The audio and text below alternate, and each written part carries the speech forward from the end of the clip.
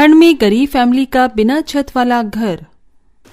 इस कड़कड़ाती ठंड में बिना छत का कहर या हम गरीब पर कम था जब बारिश भी हो गई। माँ देखो ना, मेरी गुड़िया कैसे पानी में तैर रही है। मुझे मेरी गुड़िया दे दो, वो खराब हो जाएगी। ये क्या हो गया? हमने तिरपाल लगाया तो था, तो ये टूट कैसे गया? सारे घर में पानी भर गया है, सारा राशन पानी में भीगकर खराब हो गया। अब क्या करें हम? मुझे तो बहुत ठंड लग रही है। कुछ भी समझ नहीं आ रहा कि क्या करें अब। आखिरकार क्यों इस पूरे परिवार को इस बिना छत वाले घर में अपना गुजारा करना पड़ रहा था? क्यों यह परिवार इस कड़कड़ाती ठंड में इस बारिश के पानी में भीग रहा था? चार दीवारी में रहकर भी इन लोगों के सिर पर छत नहीं थी। इसका कारण जानने के लिए हमें इस कहानी के बीते हुए कल को जानना होगा। भाभी देखो ना, छत से कितनी मिट्टी गिर रही है, कहीं ये टूट ना जाए। तुम्हारे भैया भी बाहर गए हैं, वो कुछ ना कुछ जुगाड़ जरूर करते। निहारिका इतना बोल ही रही होती है कि तभी आनंद बहुत बड़े बड़े लकड़ी के टुकड़े लेकर आता है और उन्हें छत पर रख देता है। अभी के लिए तो ये सही है, बात का मैं कुछ करता हूँ। कम से कम इससे हमारी छत तो कुछ दिन टिकी रहेगी। हमारा घर कितना पुराना हो चुका है, दीवारें तो फिर भी ठीक है, लेकिन जरा छत तो देखिए कितनी कमजोर हो चुकी है।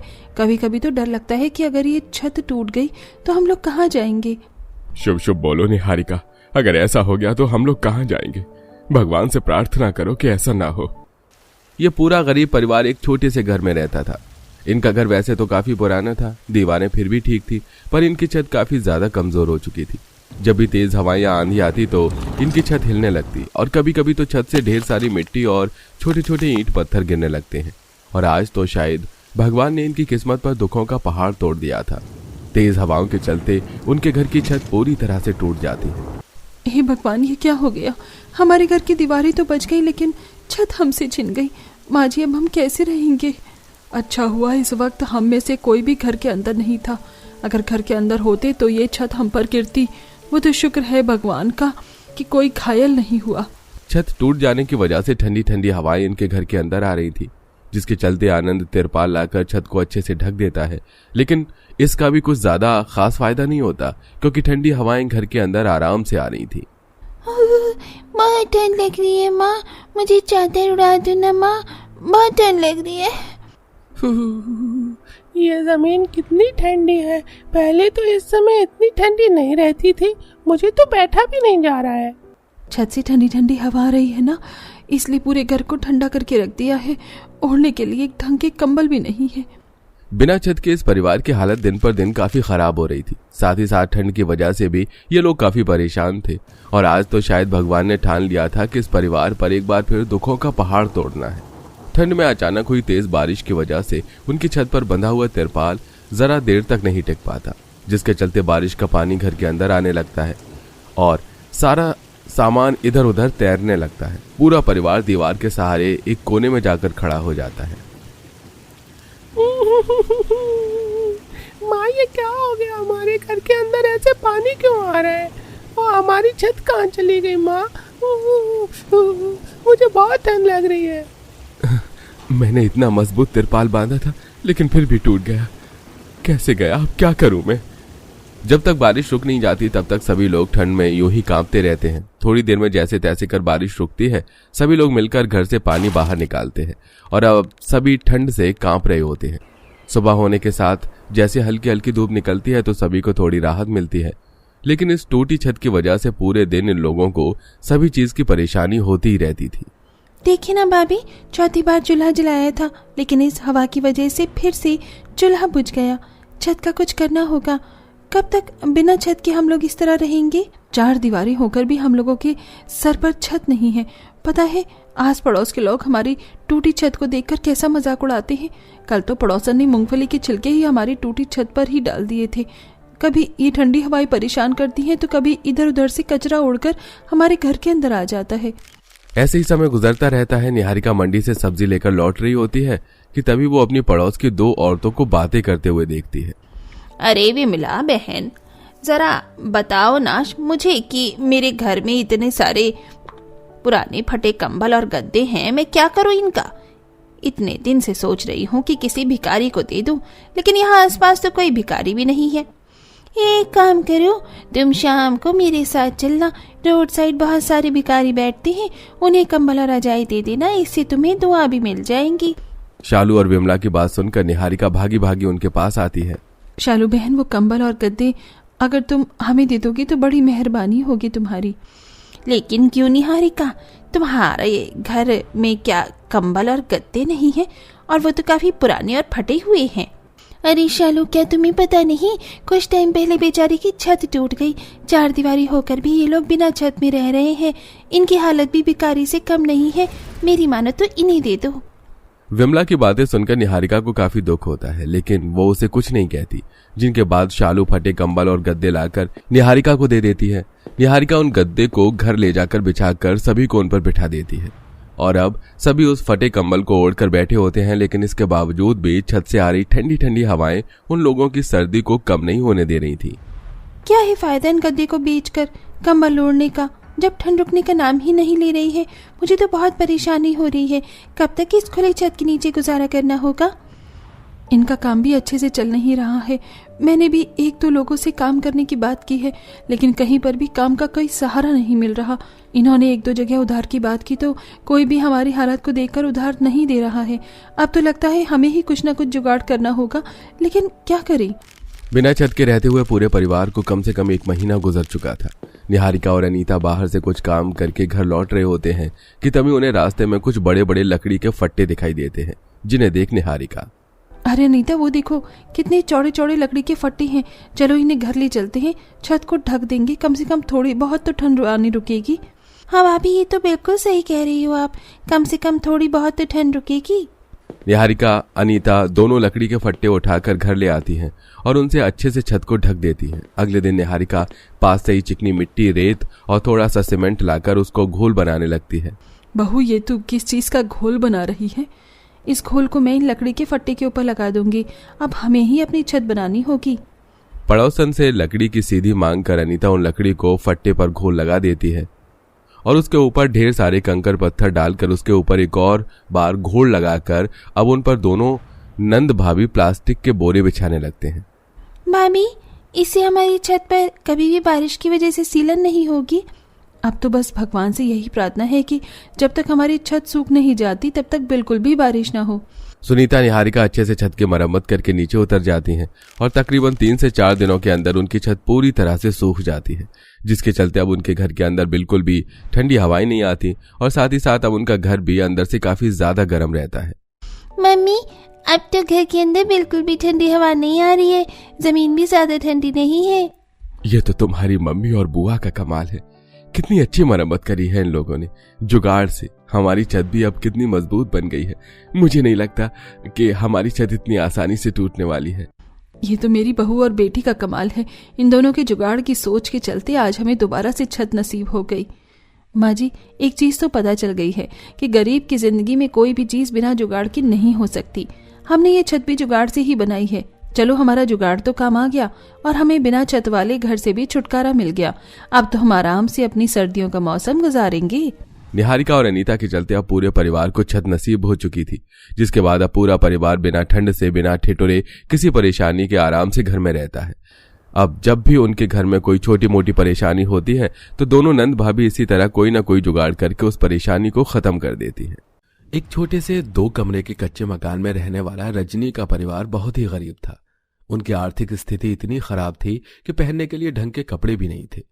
गरीबी के कारण ही रजनी की नंद सौम्या अब तक कुंवारी थी।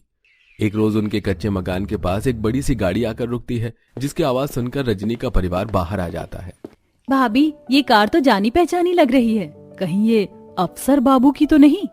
उस गाड़ी से एक हैंडसम नौजवान लड़का और रेशमी महंगी साड़ी पहने एक औरत उतरती है, जिसके साथ कुछ नौकर शगुन का सामान और मिठाई की टोकरी लिए खड़े होते हैं। आखिर क्यों आए थे ये लोग गरीब सौम्या के घर, और ये सच भी है या कोई सपना? आइए जानते हैं कहानी के जरिए। बहू, जाकर कुएं से पानी तो ले आ, खत्म हो गया है। माँ जी, मैं पानी लाने चली गई तो राशन की लाइन और बड़ी हो जाएगी। आप तो जानती हैं ना, राशन नहीं मिला तो महीने भर दिक्कत रहेगी।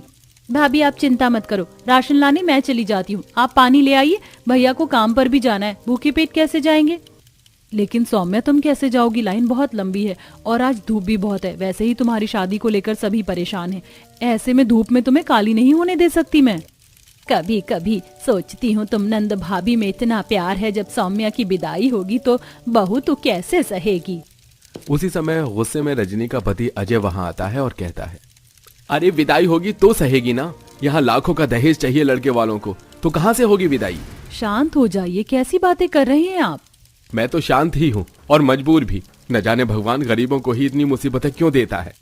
अजय बिना खाना खाए ही काम के लिए निकल जाता है। दरअसल इतने सालों में सौम्या के परिवार ने सौम्या के न जाने कितने ही रिश्ते देखे, लेकिन हर बार दहेज और उनकी गरीबी के कारण कभी बात आगे नहीं बढ़ पाती थी। पैसे जुटाने के लिए सौम्या एक सिलाई सेंटर में कपड़े भी सिलती थी, लेकिन जो थोड़े बहुत पैसे मिलते थे वो भी घर खर्च और उसके पिता की दवाई में चले जाते थे। एक रोज सामने के घर में रहने वाली फुलवा उनके घर मिठाई लिए आती है। अरे कोई है घर में? कहाँ गए सब? क्या बात है फुलवा आंटी, बड़ी चहक रही हो आज। अरे मुंह मीठा कर रजनी, मेरी बेटी का ब्याह पक्का हो गया है। इतना कहकर फुलवा रजनी को मिठाई खिला देती है। तभी सौम्या घर लौटती है। अरे वाह, क्या समय पर आई हूँ मैं। ले तू भी मुंह मीठा कर। और हाँ, सब आना, शादी में एक ही बेटी है, पूरे धूमधाम से शादी होगी।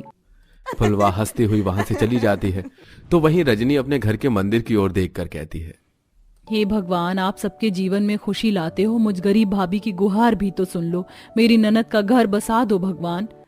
बहू, अब तो लगता है प्रार्थनाओं का ही सहारा है। सौम्या की उम्र भी तो बढ़ती जा रही है। माँ जी, मुझे भगवान पर पूरा भरोसा है। अगर वो देरी कर रहे हैं तो इसमें भी कुछ अच्छा छिपा होगा। मेरा भी सपना है कि मेरी ननद के लिए महलों से कोई रिश्ता आए और उसे जिंदगी भर की खुशियां मिले। अपनी भाभी को अपने लिए इतनी प्रार्थना करते हुए देखकर सौम्या की आंखों में आंसू आ जाते हैं।